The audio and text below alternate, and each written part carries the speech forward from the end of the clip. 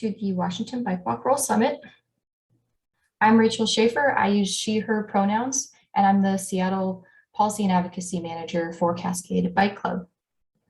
We're excited to have you with us here today for this 5-day virtual summit, and we're thrilled to see folks from so many communities around the state and beyond. Let's first start with the land acknowledgement. This summit is virtual, and those participating are joining us from many lands. We acknowledge the land that Cascade Bicycle Club sits on today as the traditional home of the Duwamish, Tulalip, Muckleshoot, and Suquamish tribal nations. If you don't know whose lands you're on, look in the chat in a minute, where you'll find a link to a map you can use to look up your place on the land. Without these communities, we would not have access to this environment, and we take the opportunity to thank the original caretakers of this land who are still here. We would also like to note that this session is being recorded and it will be available following the summit.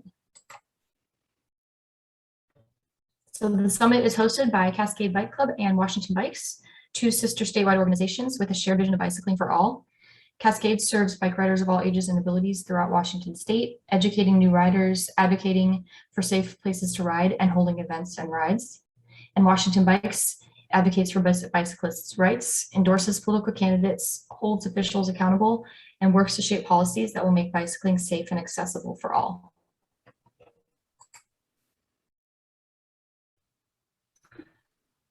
Also, we want to take a moment to thank our sponsors, whose contributions have enabled us to bring together 15 panelists with expert speakers this week, and in Washington State Department of Transportation. Apologies if I'm a little bit choppy here. It looks like my internet connection is not super full, so I will try to speak a little bit slower.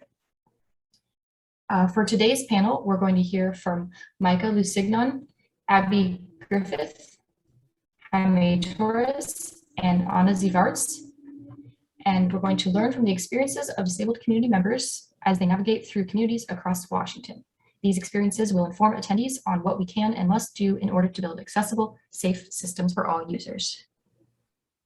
So after this little introduction, we will hear from our panelists and for about 40 minutes, and then we'll hope to leave about 10 minutes at the end from questions from the audience. If you have questions, feel free to put them in the chat bar, and we have monitors who will direct those back to me at the end of our session. And also note that at the end, we will also have a Google form that you can fill out to provide feedback on the summit and this session. All registrants were informed of a set of community norms in your welcome email. If you feel that these agreements aren't being met or you are feeling uncomfortable, please direct message the folks in the chat bar who have an asterisk next to their name so that we can assist. We are working to create brave spaces for conversations and will maintain a standard of respect as well as a space for growth. And with that, I'm going to stop sharing my slides and let the panel discussion begin. Wonderful. Welcome, everyone. This is Anna Zivarts, she, her pronouns. I'm the director of the Disability Mobility Initiative, which is a program at Disability Rights Washington. And I'm a white woman in my 30s. Behind me is a virtual background with photos of some of the other folks from the Disability Mobility Initiative, some of which you'll hear from today, which I'm really excited to introduce them in just a minute. But before I do that, I'm going to talk a little bit about our program and what we're working on, what we're doing. I will also paste some links in the chat so you can check out our work. One note about the chat, we do have a couple folks here presenting today who use screen readers. And so if you can hold off from pasting a lot of content in the chat, especially while we're presenting, that would be helpful as that will come up. You know, the folks who are using screen readers that will show up in their audio feed as they're talking. So please refrain from doing that a lot until we get to the Q&A section. I appreciate that. So Disability Rights Washington is a disability advocacy organization based here in Washington state. We're statewide, and the Disability Mobility Initiative is a program that launched about a year ago. I actually got to present at Cascade last year, right at the beginning of our launch, and it's so excited to be back here at the Bike Walk Roll Summit to talk a little bit about the work we've done in the last year and the people we've been able to connect with. So we began our work last year by reaching out to folks from around the state who can't or don't drive. We really wanted to be able to highlight the stories and bring attention to what we believe is about a quarter of our state's population who are non-drivers. That's people like us here today you'll hear from who are disabled. It also includes old folks, young folks, people who can't afford to drive, and people who choose not to drive for other reasons. And so we want to make sure that our voices are included in the transportation planning process and that our needs are being considered. And that's why we started doing this organizing work. And so for the last year, we've spent a lot of time reaching out to communities throughout the state and interviewing folks to be part of our story map. And I'll paste that link here in the chat in a minute. Our story map includes right now around 130 different stories from individuals from every single legislative district in our state. And I encourage you to go online and read some of those stories.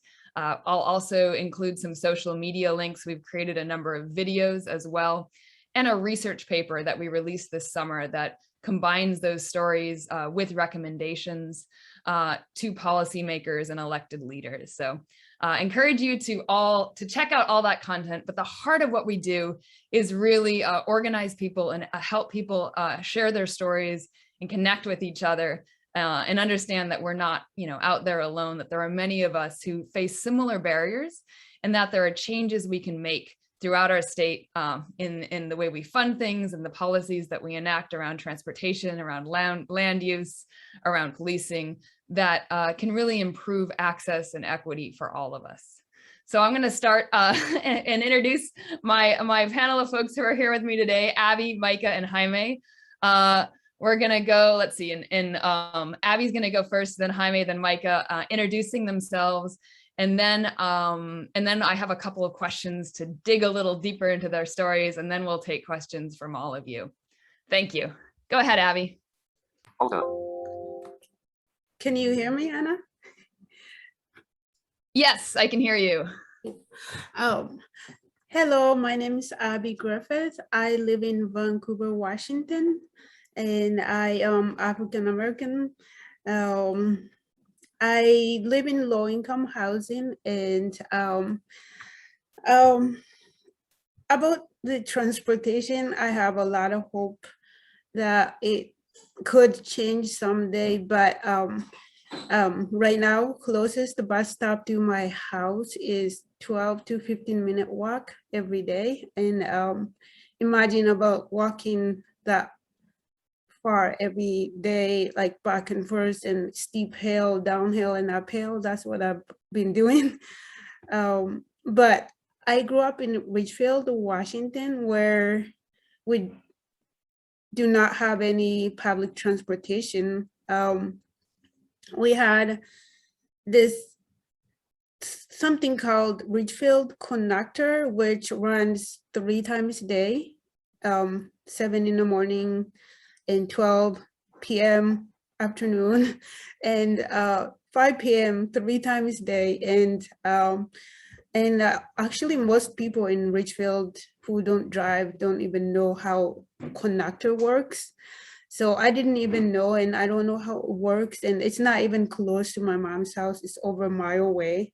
And so I live in small city I grew up in Ridgefield, where I didn't go anywhere almost, because my mom is single mom and she was only driver in the house, and she is full-time teacher, and she does all other kind of work, and 7 children in the house. And I'm oldest in the house, only mom drives, so I didn't have any chance to go out. I remember missing out, like going to mall with my friends and hanging out with my friends, and being depressed and sad in the house because I can't leave a house, and I miss out so much things that in my young age. And I remember my brothers, actually sisters, experiencing that too, because we are a poor family. My brothers, even though they are 16, 17, they can't afford to buy a car right away. So they didn't have a way to get around, and we all struggle in Ridgefield. It's still the same thing happening. And I'm thankful that I am in Vancouver now, even though I have to walk every morning, every day in the rain, snow, in the sun, 12 to 15-minute walk and uphill, downhill. I struggle that much to get around. But I'm at least thankful because even though it's not easy, it's very challenging. I can at least have something to get around in Vancouver than Ridgefield. And thank you. Thank you, Abby. Jaime, you want to introduce yourself? There we go. Can you guys hear me? I'm just trying to turn off the microphone. I'll turn it on. Yep, we gotcha. My name is Jaime Torres. I'm a community organizer and just differently abled artist residing in Pasco, Washington, which is the eastern part of Washington State, Tri-Cities, to be exact. Yeah. Around my neighborhood, infrastructure is crumbling. Like I can barely go around my neighborhood. I use either a walker or my wheelchair. And before I got my new wheelchair, I would walk around my neighborhood, and unfortunately, I would almost trip and fall a lot of the times because the sidewalks are kind of, raised or whatever. And just there's roots growing in it. It just looks like a third world country. And that's just a 1 block radius.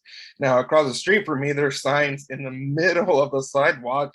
So that makes it difficult for anybody in a wheelchair to get around. And the street I live on is a very, very busy street with lots of oncoming traffic and like throughout the day. And I've almost tripped and fell in front of that street. And it's just like the only way I get around like driving is having to rely on friends and family to give me a ride. And as somebody who used to be super independent, that's really hard to ask for help a lot of the times, and I know like I come with a lot now. I used to be able to just be picked up and run into a car and get in. Now I have a walker or a wheelchair. So there's a lot of responsibilities that comes with that. And the only service that we have around here that would help for me to gain independence, it's called Dial-A-Ride service. It's provided through the local transit company. And the only problem with them is that I have to call 24 hours in advance for them to come pick me up. So for someone like me who's spontaneous, it's hard for me to plan something the next day. So I try to like work a way around it. And I was fortunate enough to this year I had a fundraiser for people to help me get a new wheelchair, and it's an all-terrain wheelchair. It's basically a mountain bike and a wheelchair put together. So that's giving me way more independence than I used to. And over the weekend, I just recently completed my first 5K in that chair with plans to do more at the end of the month, throughout the year, actually.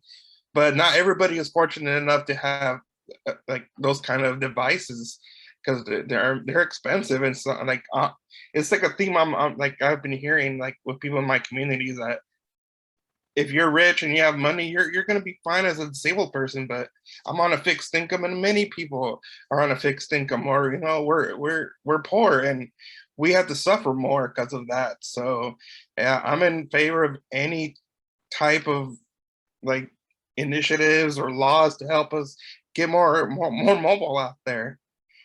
And my goal is to make the world more accessible, and that's my dream and a dream of many others. Thank you for your time. Thank you, Jaime. Micah, you're up. Hello, everyone. My name is Micah, full name Micah Enrique Lusignan Santiago. I'm joining you today from Jake's Coffee in Seattle, and I'm legally blind. And I just want to throw a couple of statistics out there that just are really valuable to me. With the Washington Council of the Blind, according to them, 70% of people with disabilities are unemployed. And according to the National Federation of the Blind, only 14% of people with visual impairments have an accredited college degree. And I just recently graduated from the University of Washington in Seattle. And and the first in my family to do that and graduate from high school. And it's something where it's like, woo, yay, that's so exciting. But there's also the side of like, we don't see the struggle of why is there such high unemployment rates? So why is there such a low number of people with disabilities that go pursue higher education? Is it because people with disabilities are lazy or stupid or dumb? No, like generally I never received any of my accommodations on time from the University of Washington. I often had to finish my classes 10-week quarters in 5 weeks because I wouldn't get my textbooks until then. In community college, I had to learn how to use JAWS which is my screen reader software, while getting my degree. And even now I live in a less than ideal area in Linwood where it's so much more affordable, but I walk in many places that don't have sidewalks. And even just the other day, I almost got hit by a car multiple times because I'm walking in the street. And, you know, drivers ain't always, even though they know texting and driving is illegal and all that stuff, they don't always look. So yeah, that's me, a lot of my introduction. I'm really excited to be here, and it's such an honor. Thanks, Micah. Yeah, so one theme we keep on hearing throughout our interviews is this sort of the struggle between affordability and accessibility. And, you know, in the places in our state that do have the best sidewalks or do have the most frequent transit service, those places are really expensive. And that straight out, you know, is a huge barrier for the folks who most need to live places where we can walk and roll and get a bus, you know, easily, get around easily. I went out to visit Jaime and Pasco, earlier this summer. And we were talking a bit about, you know, the different parts of Pasco and where sidewalks are getting built, new sidewalks, where curb ramps are getting built. Jaime, do you want to talk a little bit more about what you've seen with, you know, where that infrastructure goes and where it doesn't go and how that impacts people in your community? Yes, I know because I used to work for the city of Pasco over 10 years ago. So I got a feel firsthand of like how things are laid out in the city. And I happen to live right now in central Pasco, and literally a block from my house, you can start seeing curb cuts and nice sidewalks. But where I live and like further east, it's predominantly Hispanic. And I've noticed that the infrastructure there is like crumbling. The east side of Pasco didn't get like alleyways until the late 80s. And when I was working for the city of Pasco, there were neighborhoods in East Pasco that people were responsible, homeowners were responsible to build sidewalks. So there were no sidewalks there forever. And where I live, like I said, the sidewalks are crumbling, or there's posts in the middle of the sidewalks. But on the other side of town, west side of town, it's like you said, it's more affluent economically, and you see new sidewalks, you see all these curb cuts, crosswalks, and it's like a dream for someone like me. So yeah, there is a major difference. And like I said, the west side is predominantly more Caucasian as opposed to where I live, where it's predominantly Hispanic. So there's a stark difference there. Yeah, it was definitely noticeable when I came to visit you, and from the airport to where your neighborhood was, like the change, because I walked in the newness of the sidewalks. And, you know, I think that's something we see here in Seattle, and we definitely see in Vancouver too. Micah or Abby, do you want to talk a little bit about differences you've seen in infrastructure in different places, whether that infrastructure exists or how it's maintained, and how that impacts you?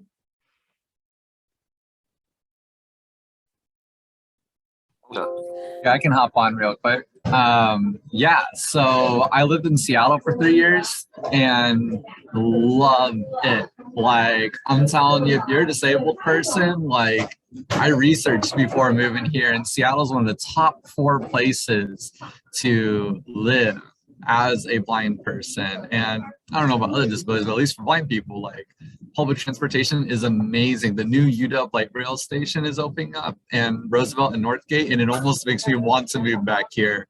But I know there's a cost to that, where I pay $675 a month for rent internet and utilities right now for a whole room where I paid that much to share a room with other roommates down here in a small little house. And so it's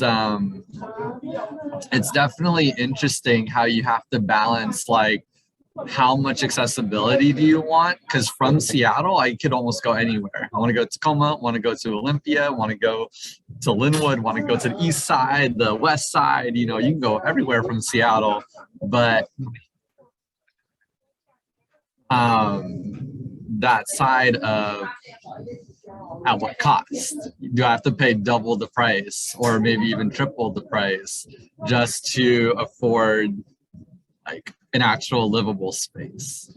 So Yeah, definitely something. And yeah, what we've seen, right, is that folks, you know, and end up often living in areas that are more rural or, you know, just less served by services because of that price difference.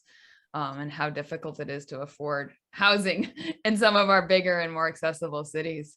Abby, I remember, I mean, you shared with me about, you know, the housing complex where you live, which is low-income housing.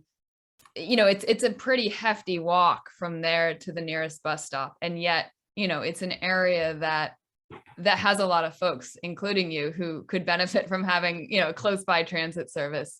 Do you want to say anything more about how you think, you know, transit should be, you know, where transit should go, where it needs to serve people? Anything about what you notice with your neighbors and who else would benefit from transit being nearby? Yeah, I think I have a hard time understanding why, like, when people plan transportation system, I wonder why they are not actually thinking about places like low income housing where I live. And it always, it's when I go to downtown Vancouver, where a lot of buses go to, I'm happier.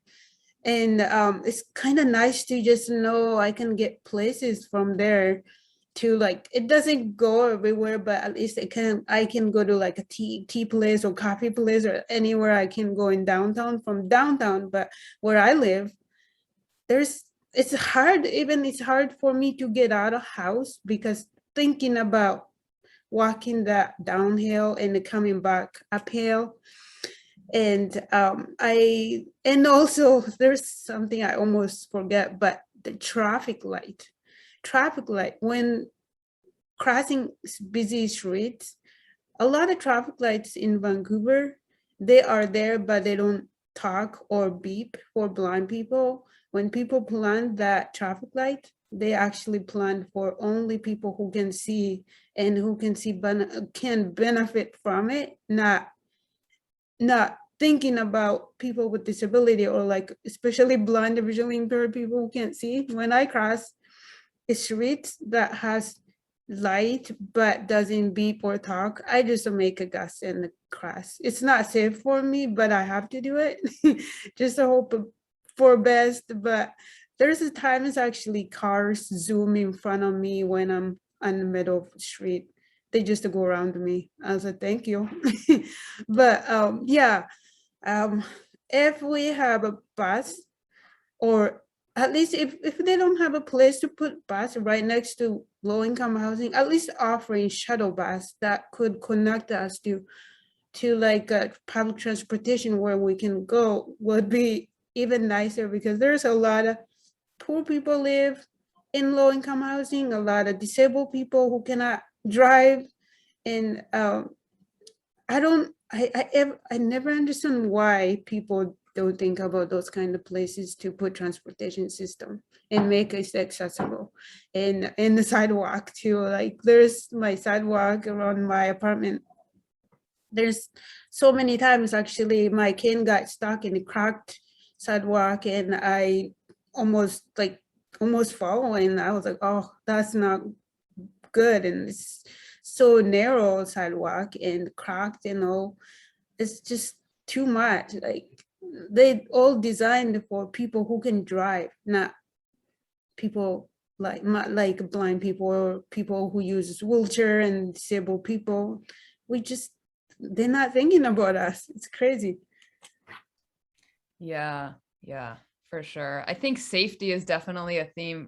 We heard from people just, the risks that people who don't drive have to take to get around. Micah was sharing with me recently a story about, trying to like go down a shoulder in Linwood where there was no sidewalk. I think Jaime, we talked about how you've had to roll in the street at times when the sidewalks are blocked, and man, there's some fast traffic on some of those streets around you. And Abby, trying to cross where there's not, audible signals, accessible pedestrian signals that make it really tricky. I want to hit also on sort of branching out from just that sort of infrastructure question to talk a little bit more around safety and transit. I know that Mike has been involved with the King County has an equity team. King County Metro has an equity team looking at safety right now. And Abby shared with me a story about her experience on TriMet, which isn't in Washington State, but connected systems around fare enforcement on transit. Micah, do you want to start, or Abby, or Jaime, if you have any thoughts on this as well about what it's like to encounter fare enforcement and any recommendations for what we could be doing to make it easier and less stressful for people to be using transit? Well, before I go transit, I want to touch upon what Abby was saying about the crosswalks and that they're letting you know when to walk and whatnot. Like me, I like use a combination of a wheelchair or a walker. Now, when I use my walker trying to cross this busy street, the time, like before I'm halfway, it's already green light and there's already oncoming traffic trying to come over. So there I am trying to cross the street safely without falling or tripping over because I have mobility balance issues. So like, yeah, they don't really think about disabled people because there's nothing there for blind people where I live either. And it's a very busy crosswalk. There's a high school that down the street that high schoolers use all the time. And like I said, that's kind of dangerous, but I do wish, like, I need to get more in touch with my local transit company and see, because there were disabled people are an afterthought, and that's true where I live, and it's like pretty much everywhere across this country. And I know we can do better when it comes to transportation. Yeah, for sure. Thanks, Jaime, for jumping in there. Abby or Micah, anything on fare enforcement you want to share? You can also move on if you want to move on. I can. Yeah, go for it. Yeah, it's just a scary stuff to like encountered with fare inspectors, especially on the train. I remember when it happened to me, and I actually even remember when it happened to people around me. It's like a crazy stuff, but I think it's like 2 years ago, 2019, it happened to me. I paid, I have my ticket actually. I paid and everything, but fare inspector came to me and said, "Where is your ticket?" And I showed him my ticket, and he was like, "Where is your honor citizen card?" And I don't know. I truly, I didn't know what it was. And I told him, "What is it?" He refused to tell me what it is. And he kept asking me. I was thinking in my head, because I have an accent and I am black. So I think there's something I needed to have, but I don't understand. So like, I don't know if you could tell me, but he keep saying, "You have to have it. Where is it? You have to have it. Well, where is it?" And my body's shaking, and I was so stressed out. I didn't know what he's going to do. I was on my way to school. So I was like, "Oh my goodness, he's gonna pull me out, or like what's gonna happen?" I was so stressed out. And after that incident, he didn't let me ask me get out of train. But after I finally got home and I talked to people, "What is honor citizen card?" And they were telling me honor citizen card is that people with disability or elderly people have for I think discount. And I was like, I paid, like, I don't know. And he should know that I am disabled. If that ticket's for disabled people, I have my cane, I'm totally blind, I'm sitting on a train, he can see me blind, and I don't know what is his point of stressing me out on the train. And I see a lot. Actually, it was like 2 weeks ago. Every time I am on the train, actually, my fear is, and my stress, and especially when I'm by myself, it's just like my anxieties, I don't even know how to explain. But I think it was 2 weeks ago, I paid my fare, and I feel secure. I still don't have honor citizen card because I I don't know. I feel like it's unnecessary stress they put on people. But they get on the train and they asked the ticket. I showed, and finally they left me alone, and they went to next person next to me, and they pulled that person out, and they're laughing about it. They just like, why? It's like a crazy when people have pleasure of other people's stress, and I really think that is not fair. At least why fair instructors can't be people who experience trauma like myself, so they can understand other people. Why don't they give chance to people who can understand me, who understand disabled people, understand poor people, low income people, than putting this all like straight white man that who don't even understand anything what stress means, the trauma means, and causing us anxiety on the bus. Even though we paid, we still get stressed out. And I really don't think that should happen to people. Sorry. Yeah, thank you, Abby. And I'm sorry to make you retell that. I can tell that it's super stressful to this day. I think, that yeah, people don't realize what that encounter can be like. Micah, do you want to share anything about your work with King County Metro and how this connects? Yeah, just to tag on a little bit with what Abby was saying too, like it's relevant to just like acknowledge the fact that a lot of this comes from this level of bias that like, oh, people are going to take advantage of the system. What if they're faking it? And it's like, I personally have never met someone who is faking being blind. Maybe there's people trying to do that, but white canes are like $70. Like, yo, if they're gonna like buy one to fake it, like, yo, buy me one too if you got that kind of money. But yeah, I'm a member of the King County Safe Equity team. If any of you have gotten surveys about it, I've been a part of the team working on that. We put them out in the 11 major languages in Seattle. And yeah, we're just addressing the gaps that are here in our public transportation system. And one of the things that we did was we changed fare enforcement officers into fare ambassadors. They go through a 2-week training that is super extensive on de-escalation, how to work with mental illness, how to customer service, et cetera, like many different things, so that fare ambassadors are not people that are coming on to put you away or write you a ticket, but to connect you with resources. So if you can't afford to pay, well, why not? Let's figure that out and get to the root of the issue instead of, dang, you didn't pay $2, now you have a $200 ticket. Or, hey, where's the bathroom? Fare ambassadors there to help out. So it's been an amazing journey, and we're actually going to be wrapping up here in a bit with the new light rail stations opening up in the next couple of weeks, and the Safe Equity team is going to be done with our work. But it's been such a joy to see that the Seattle area at least is really, really trying to make an effort to make positive change and actually listen to people who have these lived experiences. And Yeah, thanks, Micah. And I will place that link to the survey in the chat in just a minute, so folks can share out through your networks and you guys can get some good response.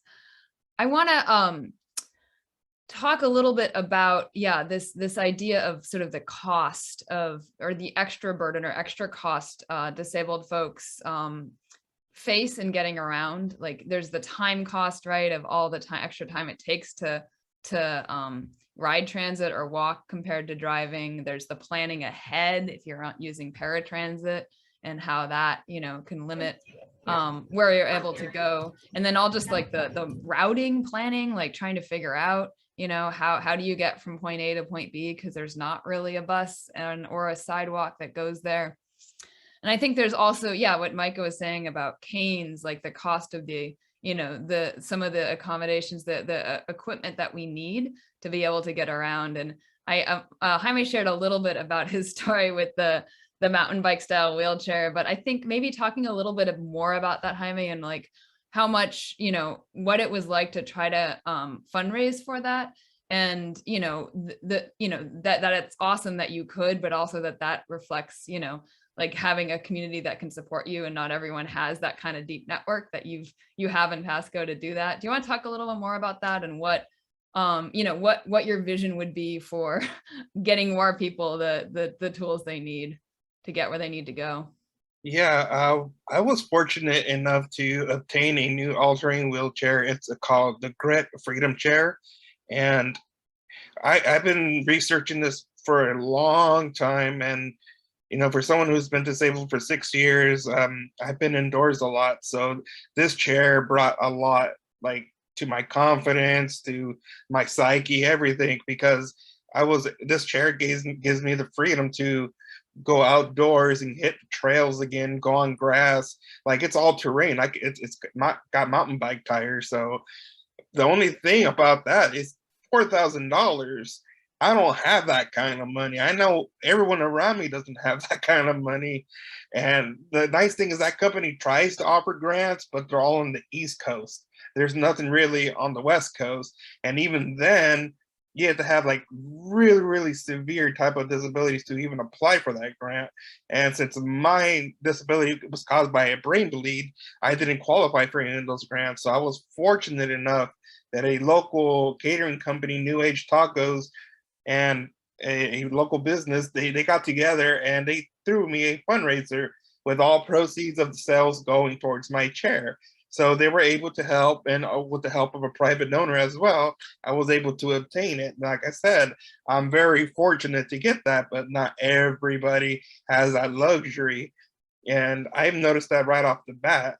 And I just wish more people could afford these types of like mobility devices to help them gain more independence, because that's exactly what this chair is doing for me. And it's getting me around places, and I'm getting healthier. Like I said, I just completed a 5K race because of this chair, and it's doing wonders. And I just wish that everybody had access to things like this, and that price wasn't an issue, because it is. Yeah, no, it's so hard. I think so many, like for me, you know, the e-bike has been transformational in my ability to get around with my kid. And the cost of that, though, you know, to many folks is pretty prohibitive. And so, yeah, wouldn't it be cool if we lived in a world where mobility devices receive the kind of public subsidy that, say, electric vehicles do, like Teslas? That'd be nice. It takes $7,000 subsidy. You know, I just think of all the folks that we talk to who could really benefit from additional, you know, additional mobility devices, additional last mile, first mile services. There's just a whole world of possibilities out there that we're not really, I think, taking seriously enough. Before we open up to audience questions, I do want to ask you all one final question, and that is, what do you think policymakers don't understand about your mobility experience, and what do you want them to know? And this is sort of a leading question because Disability Mobility Initiative, along with a lot of other groups, including Cascade, is hosting a Week Without Driving Challenge coming up October 22nd through 29th, and I'll paste that link in the chat. And we're encouraging elected leaders and other folks who are in the transportation planning and policy making space to join us for this challenge and experience a little bit of what it's like to try to get around without a car. You know, we're not saying this is a disability simulation. No way are you going to know what it's like for Abby or Micah or Jaime to get around for real, but you can get a small taste of that by joining us in this challenge. So I'm going to pass it to Abby first. Let's do Abby, Micah, Jaime in that order. What do you think policymakers and our elected leaders need to know, need to understand, need to do? I think policymakers not understanding is that, like, let's say when I go to catch a bus, even though I have to walk 12 minutes, if I missed bus, I stand at bus stop like 30 minutes, or if it's a weekend, hour, because it comes, one bus comes a little bit closer, comes every hour. So I have to wait that entire hour, and they don't understand how painful it is for me to stand at bus stop at night. Or what I remember taking class at WSU Vancouver, night class, and coming home every 9 o'clock, 9 p.m. and missing bus and standing 45 minutes at bus stop. But like, they don't understand how painful it is, like, to stand in the cold and rain and waiting for bus, and after I get other side of where I want to go, and how long it takes me to walk to get to my place. And also they don't understand how hard it is for me to cross busy street without having accessible traffic signal. And they don't understand how difficult it is to live life without having accessible transportation and accessible technologies, like like Hyman and Mike has said. All mobility devices are so expensive. I've been using almost broken can for a long time, because it's so expensive to buy a can with how expensive it is. And like, even Braille device is so expensive. And everything, like I said, is made for, if I'm rich blind person, I don't care. I can pay $70, $100, or $3,000 right from my bank, my pocket. But when I'm poor, I don't have that. So it's kind of like everything made for people who can afford, and they don't understand that. Thank you. You're so amazing, Abby. This Mike is speaking. What I wish policymakers knew was the data.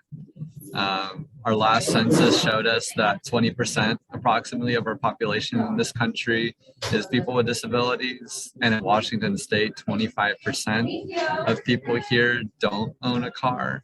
And, you know, why aren't we accommodating that? Especially as a developed country, why are we lacking in these services that we see in other developed countries that help them thrive? Yeah, I think it just breaks my heart. Even just yesterday, for me, just a quick little story to like really pound the nail in. I left my house at 8:30 a.m. to come down to Seattle to spend the day down here because I could not work in my house. I was going a little crazy. And on that walk, I wore a rain jacket over my hoodie and everything, but it just poured down rain, and my upper body was good, but my shorts were soaked, my socks were soaked through, my shoes, my legs were wet, and I had to walk a mile to the transit center. And once I got to the transit center, I had to wait next to the bus stop because I've been missed by buses before if I sit in the bus shelter. So I have to sit out there, and I sat out there so long. I stood out there so long that the rain soaked through my rain jacket into my hoodie, and I started smelling mildew and all that as I sit on the bus soaking wet. And I had sat in the coffee shop all day working, shivering and everything, because that's what I had to do. And there wasn't, you know, it's just a situation that sucks. I wore a rain jacket. I did what you're supposed to do. But when you have a car, when you can afford a car, I should say, you just walk from the door of the place you're going directly into your warm vehicle, turn on the heat. When you're walking and relying on public transportation, I often gear up as if I'm like hiking. My backpack, I got the straps, I got Hoka shoes because I had to make that investment. You know, I got a really nice cane. Everything I wear is nice stuff, but yeah, yesterday that was the struggle I had just to get down here to work and be in an environment that I could actually be successful in. So that's what I wish policymakers knew. And that was an 1.5-hour trip as well, by the way, to walk to the transit center, catch the bus, get off the bus, and walk to where I was going. Thanks, Micah. Jaime, anything you wish policymakers could understand? Yeah, I want to thank Micah and Abby for sharing their experiences. It's a shared experience with me as well.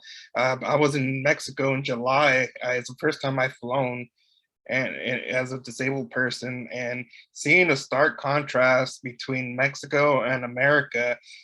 Mexico is not accessible. I mean, they're trying, but it really isn't. There's a lot of areas where I was just stifled. And going back to what Abby was saying, a lot of these devices really are expensive. Like if I didn't have my chair, I wouldn't have been able to get around as much in Mexico.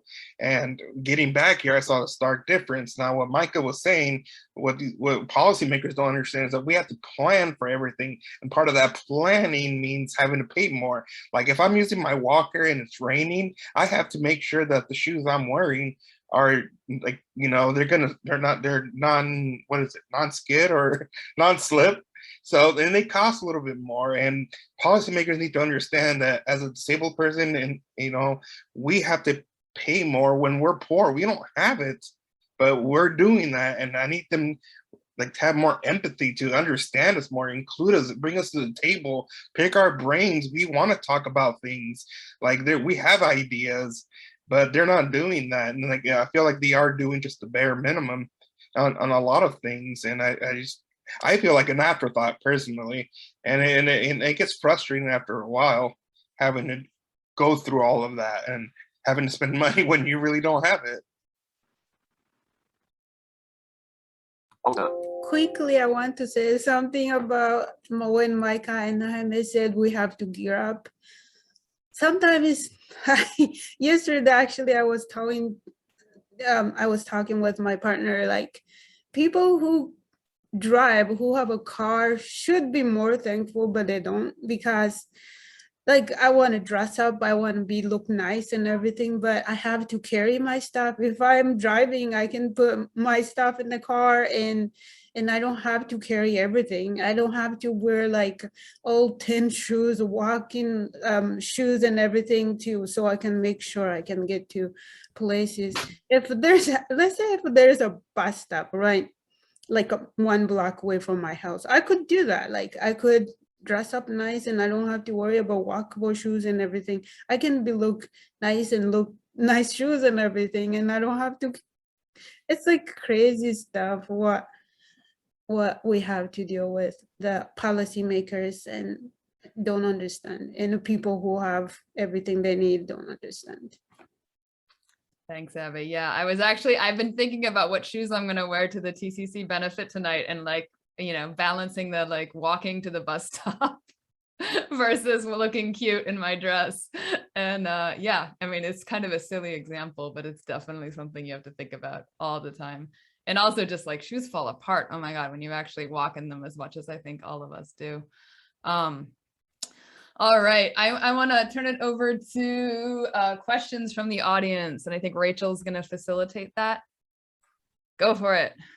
Okay, thanks, Anna, and thanks panel. Thanks everybody for sharing your stories. Some of them potentially difficult to share with the public, so I really appreciate it as much as Anna does. Oh, this is Rachel speaking, by the way. We have a couple questions from the audience, and we have a couple minutes left, so I think that we will be able to fit them all in. The first question, I mean, all of these can be directed to any of you, but I'll just start with Jaime. What concerns or preferences do you have for curb ramps in your neighborhood? Well, in my neighborhood, they've paved the roads so much that there's like a little lip that connects to the curb cuts. And if I use my walker, it gets stuck. And a lot of the times I feel like I'm falling. So if it was more of a grade, more even, it would definitely be a lot more accessible as opposed to just being dangerous. Because that's what it is if I don't have anybody assisting me, I'm gonna fall because I have coordination and balance issues. So flatter curb cuts and more cleaner access would dramatically change everything for people like me.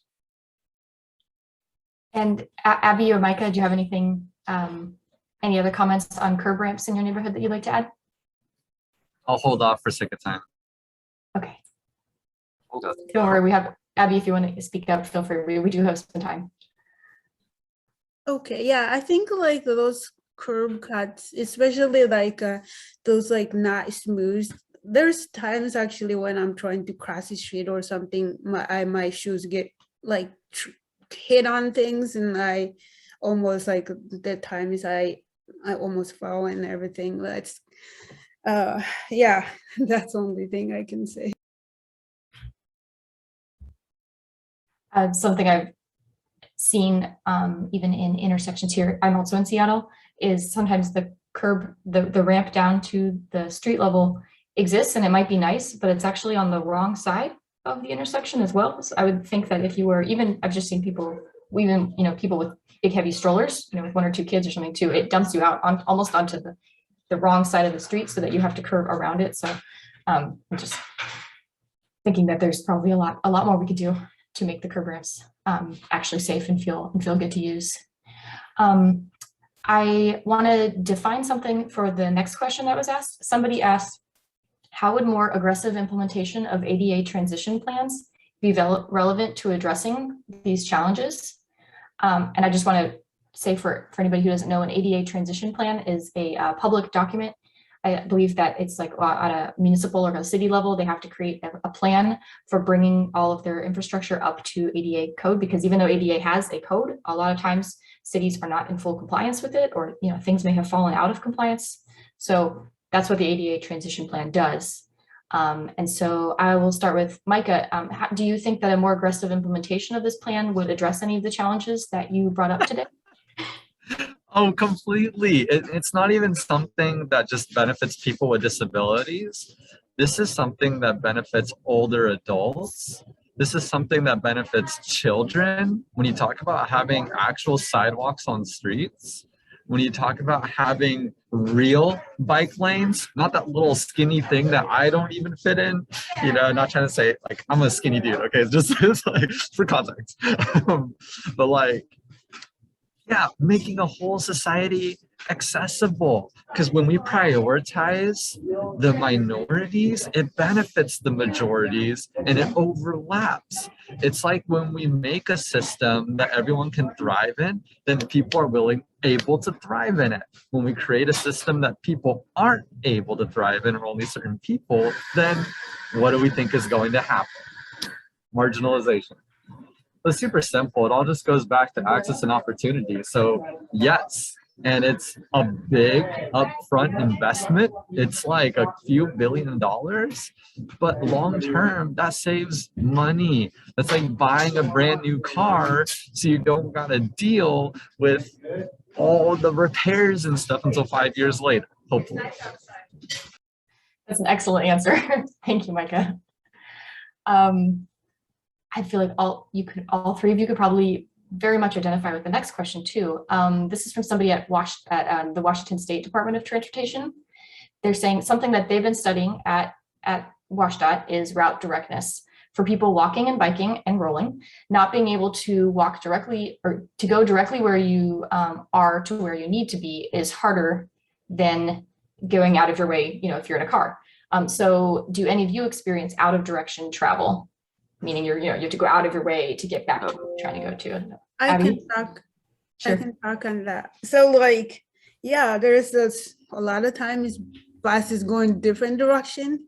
To go other way, I have to go take a number 30 to different direction to connect another bus to go in the other direction. Like it goes different. I go out of way, like a different direction to come back to the other side. That's what that happens a lot. And buses don't go direction I want to go. So I have to go the different direction and turn around and go the other direction, coming back, passing, almost feels like passing my house. Definitely. I'm seeing Jaime nod along as well. So Jaime, feel free to chime in. Yes, like here we have speaking on the transit, but for people like me, we have dial-a-ride, and you have to get a doctor's note for even to get on that. And when they come pick you up, you have to sit and wait until everybody's route is completed. So there again lies, we have to pay more for services like Uber if we want to go directly to someplace. And the dollar-ride service only runs until like 6:30 or 7 p.m. So it's like saying disabled people, people with mobility issues don't have a nightlife. I don't go to bars or anything like that, but if I wanted to go out in the evening, I can't. And that's frustrating. That's more expenses that we have to pay for to get directly somewhere. Absolutely. Micah, any last thoughts? Okay, good on that one. All right, got one last question. So we've been hearing a lot about data collection and community-led design this week. How can we better build data collection systems to ensure that folks with disabilities can participate in the entire process? And let's start with, Abby, do you have any thoughts on this one? Hold up. So like, I think when you said data collection, I'm thinking about like these survey questions and everything people create, like how do they know if accessible for people with disability or like even blind people? Do they make it accessible for me to participate in, to answer questions? Because I experience all like taking buses or walking or all that stuff. I experience more than people who can drive, but it would be nice if they could make it accessible for me to participate, to answer survey questions. And yeah. Yeah, definitely. Micah or Jaime, or both of you? Yeah, I think it's really simple. It's like when we got white people trying to put things forth for black people, just like make it really simple. Right? I'll even take it to a personal, like with Mexicans. It's like when you got white people trying to figure out, oh, what's best for Mexicans? And it's like, you're not gonna know what's best. Like, so it's like, if you wanna know what's best for people with disabilities, it just takes getting us involved. And when you ask that question of how do we get them involved, I think the Disability Mobility Initiative is the perfect example, because this is the first time I've ever personally been a part of something where we're unifying people over 150 stories across the state of different people who don't drive cars, and putting all those experiences in one place where we can reach out. And if you're trying to find a person with a specific like experience, you can come. There's an actual collective resource like DMI that we can go to. Yes, and great call out too. We love the Disability Mobility Initiative.